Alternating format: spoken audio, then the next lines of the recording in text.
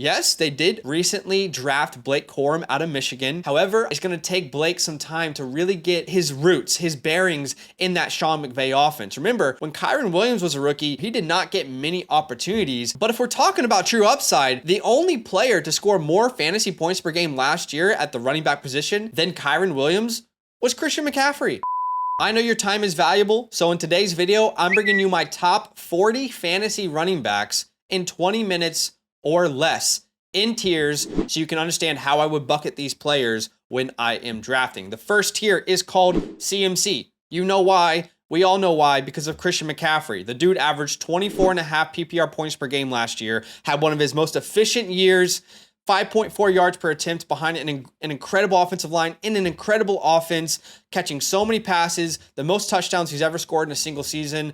Don't overthink Christian McCaffrey just because he's getting up there in age. If you're going to take a running back, the number one off the board, then make it Christian McCaffrey. All right, how about guys who I think could battle CMC for the number one spot this year? Guys who I think have RB1 overall upside. All right, how about Bijan Robinson of the Atlanta Falcons? Top 10 draft capital. We saw how talented he was last year, and we also saw how poorly he was used. Barely getting any red zone action inside the 10-yard line. They were stuck on Tyler Algier, but don't worry, the old coaching staff is gone. New coaching staff is in place, and guess who they say they want to use him like? They want to use him like Christian McCaffrey in San Francisco. So expect Bijan to be the dude on the goal line. No more Tyler Algier to sneak all those touches away from him. The next running back that I think is battling for that spot is Breece Hall, who last year finished as the RB2, averaging over 17 points per game. Now, I think the way Breece scores fantasy points will change this year because I think the offense will be better. Let me explain.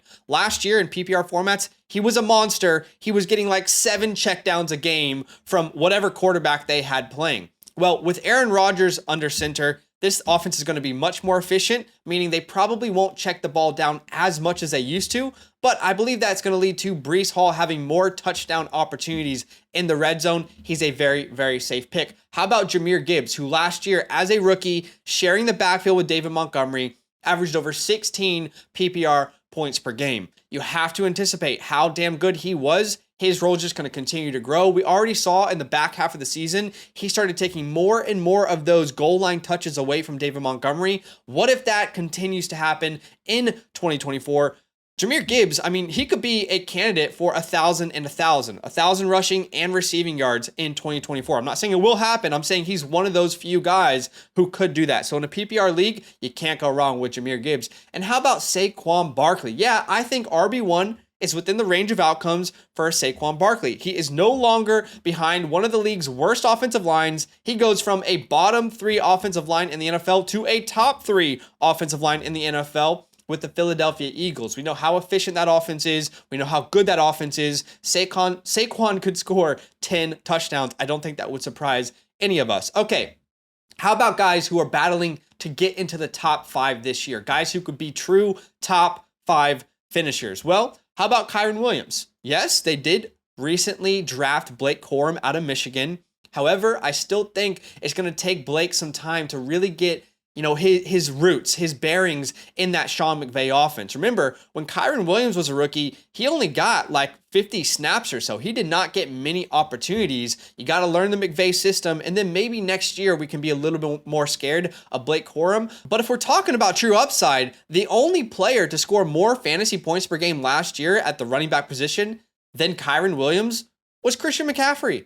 So he is up there with the top tier guys when it comes to his true upside in a very good offense. All right, Travis Etienne. I think I'm higher on Travis Etienne than the average person, and that's totally okay. He finished as the RB3 in fantasy football last year, averaging 16.6 points per game, over 1,000 yards on the ground, almost 500 yards through the air. And we're talking about an offense that specifically the offensive line was one of the worst offensive lines in football last year. PFF ranked the offensive line in Jacksonville 27th. They didn't have a single player graded over 70 in their system. They went out and they signed Mitch Morse, the starting center for the Buffalo Bills, and they re-signed Ezra Cleveland. They drafted an offensive lineman. What if the offensive line is better? We know that Travis Etienne is an efficient player if you look at his rookie season. Give him an opportunity to run through some holes. I mean, he absolutely has, league-winning upside in my opinion. All right, how about Derrick Henry? I think Derrick Henry is going to feast in Baltimore. Remember, guys, Gus Edwards last year scored over 10 rushing touchdowns in this offense. And Gus Edwards has nowhere near the aura or the command over a backfield that Derrick Henry will have. Derrick Henry was still very good last year. He's been in an offense that's had a terrible offensive line. He goes from Tennessee, bad offense, to Baltimore, great offense, one of the best offenses in the NFL last year. I think he will literally fall into 12 rushing touchdowns this year.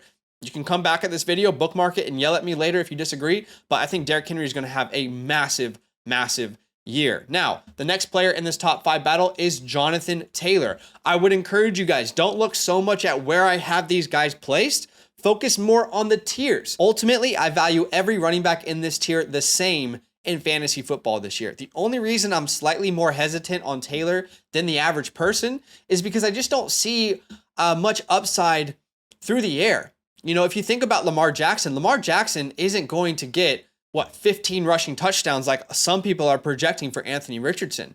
When you're in the red zone, you're going to trust Derrick Henry. When you're in the red zone with Indianapolis, we have already seen that Anthony Richardson could likely vulture a ton of rushing touchdowns. I mean, he scored 4 rushing touchdowns and he only had 2 healthy games. And the other thing I'll just mention quickly is if Anthony Richardson's in trouble, I think he's going to rush out of the pocket rather than dump the ball off to Jonathan Taylor. I still think he's a great pick. Do not hesitate to draft him. All right, top 10 battle. These are names that are battling to finish top 10. Isaiah Pacheco of the Kansas City Chiefs. That offense is going to be even better. And he is the dude averaging over 15 points per game last year. What happens if he's a part of an offense that has a huge turnaround? The offense in Kansas City was very middle of the pack last year. They won with their defense. Now they've got all these weapons around. What happens if Isaiah Pacheco, instead of scoring 7 rushing touchdowns, ends up with 12? He absolutely has top 10 upside. We've also got Devon Achane in here, who, yes, is an injury risk, but scored so many points per game. I mean, if you look at points per game leaders in fantasy football last year, we've got Devon Achane at 17.3 as a rookie. No rookie running back scored more points per game than Devon Achane. If he can stay healthy, he put on a little bit of weight. You know, he's one of those guys who has dark horse RB1 overall upside. How about Rachaad White? Being slept on a little bit too much, in my opinion. RB4 finished last year, averaging around 16 points per game, and they bring back, Baker Mayfield.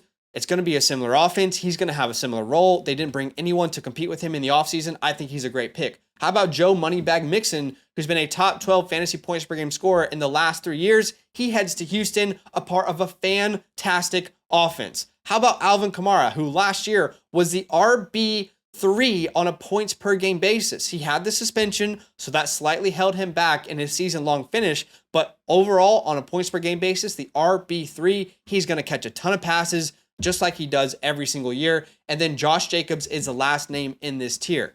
Josh Jacobs had a down year last year. Now, I think a little bit of that had to do with the fact that he was not training going into the season. He was holding out for a contract. It's completely different this offseason. He signs a new deal. He's already been with Green Bay in practice. He's not holding out. He's training really, really well. And I think he has a chip on his shoulder. He wants to show everyone that he is worth the contract that he just signed. We're about to get into the next tier, but I gotta let you know that you don't need to wait until September to play fantasy football. We're playing fantasy football right now on Underdog Fantasy. If you want to get in real leagues, real tournaments, real money on the line, go to underdogfantasy.com, use a promo code LAND at sign up. We're gonna match your deposit 50% up to $250, meaning you could get $125 free to bet with just by using our promo code LAND. Check out the pinned link. It's a direct link that will take you there to sign up. Maybe you don't like best ball tournaments, all right? Well, do you like player props? Because they got player props over there on the website. All you need to do is bet higher or lower on whatever sport you're watching. They also have season-long projections that you can bet on. You can 5x, 10x, 20x your money. Really fun. Check out the pinned comment to sign up and get some free money. Let's get back to the video. All right, top 15 to 20 battle. We've got Jimmy Cook, who had a sneaky good season last year. He finished as RB12, averaged almost 14 points per game. And with the new coaching change at the offensive coordinator spot for Buffalo, James Cook could see even more work. And by the way, with Stephon Diggs gone, I also think that the PPR upside is higher for James Cook this year than it was last year. We could see Cook catch, 60, 70 balls in 2024. I've got Aaron Jones in this top 15 to 20 battle as well. A lot of people are out on Aaron Jones. I am not one of those people. Aaron Jones is a career over 5 yards per carry type of player. Last year, he dealt with injuries, but when he was healthy, from the back half of the season into the playoffs, he was a monster. That stretch of games, he was averaging over 120 yards per game, over 5 yards per carry. He was that dude for fantasy and for the Packers in the playoffs. So I think this offense is going to be good, and I think Aaron Jones is a clear RB1. I'm not that worried about Ty Chandler. I'm worried about Ty Chandler the same way Joe Mixon should be worried about Dameon Pierce. That's how I see it. I know not everybody agrees, but that's personally how I see it. How about Raheem Mostert? I am going to be higher on Raheem Mostert than most people in this industry, and it's just for the simple fact that I don't really think their roles are going to change all that much. Raheem Mostert signs a contract extension in the offseason. They did not need to do that for him. That keeps him all the way through 2025. Last year, we know he broke, the rushing touchdown record. He averages around 18 points per game, over 1,000 yards. He was the guy on the goal line. I still think that will be his role. Unless he gets injured, that's his role. And I still think he has a good chance to finish top 12 on a very good offense. Another player that I'm probably higher on than the rest of the community, Zach Moss. If you don't think there's a guy in Cincinnati, then you'll think I'm crazy. But I do think Zach Moss will be the dude in Cincinnati. Firstly, Chase Brown can't really pass protect to save his life. That's why last year Travion Williams played more snaps than him. And I know they want to get him on the field, but ultimately Zach Moss is the much better pass protector, and that matters a lot to keep yourself on the field. We've also got Ken Walker, Zamir White, David Montgomery, and Ramondre Stevenson to finish off this tier. Love Ken Walker. Not sure if Zach Charbonnet gets more or less involved in 2024. Really like Zamir White. I know some people hate him, but he is such a good pick right now. He doesn't cost you very much, and he's in an offense that wants to establish the rock game in and game out. We know Antonio Pierce wants to do that in Vegas. As far as David Montgomery goes, he was one of my favorite picks in fantasy last year. He was a my guy. When my guys came out, David Montgomery was on that list. However, I do think this year we should be slightly hesitant because I think Jahmyr Gibbs is going to take more of that load. And if you look at splits from beginning of the season to the second half of the season, David Montgomery got less and less and less work on the goal line. That's what he thrived on. He did not thrive on big plays like Jahmyr Gibbs.